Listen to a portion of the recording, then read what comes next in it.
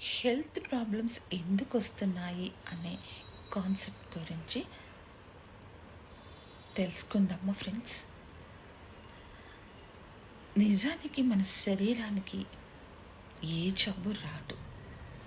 అది మన శరీరం ఎంతో శక్తివంతమైనది, మహోన్నతమైనది.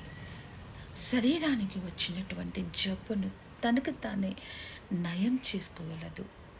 తనకు తానే హీల్ చేసుకున్న కేపబిలిటీని కలిగి ఉన్నది మన శరీరము. అది కాకుండా మనము ఇదంతా తీసేసి మనము మన శరీరానికి ఆ జబ్బు ఈ జబ్బు అని మెడిసిన్ ఇస్తున్నాము. కానీ శరీరానికి ఉన్న అనారోగ్యం మన మనస్సు నుంచి తయారవుతూ ఉంటుంది. అస్సలు అక్కడ ట్రీట్మెంట్ ఇవ్వకుండా మానేసి మనము శరీరానికి మందులు ఇస్తున్నాం. మందుల వలన సైడ్ ఎఫెక్ట్స్ వస్తూ ఉంటాయి. తలనొప్పికి ట్యాబ్లెట్ వేస్తే మరొక దానికి సైడ్ ఎఫెక్ట్ అవుతూ ఉంటుంది.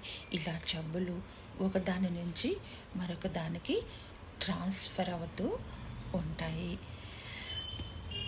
కాబట్టి శరీరంలో ఉన్న అనారోగ్యాన్ని సెట్ చేయాలి అంటే మనసుకి ట్రీట్మెంట్ ఇవ్వాలి.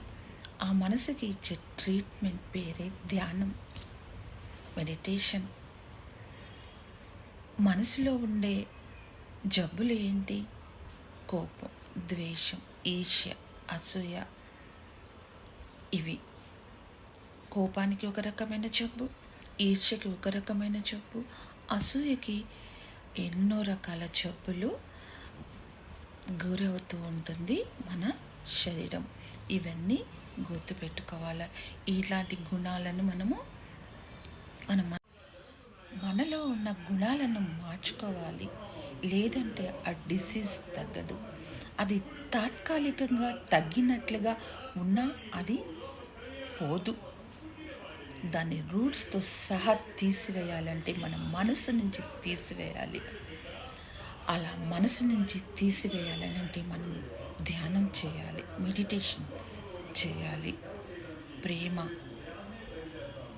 కరుణ, క్షమ, దయ, నిస్వార్థం, సేవాభావం ఇలాంటి వాటి దైవ గుణాలను అలవర్చుకొని వాటితో ప్రయాణం చేస్తూ ఉంటే ఎప్పుడైతే నిస్వార్థంతో ఉంటామో అప్పుడు మనం సంపూర్ణ ఆరోగ్యంతో ఉంటాము. మనలో ఉన్న అటువంటి అనారోగ్యం అంతా పోయి మన శరీరం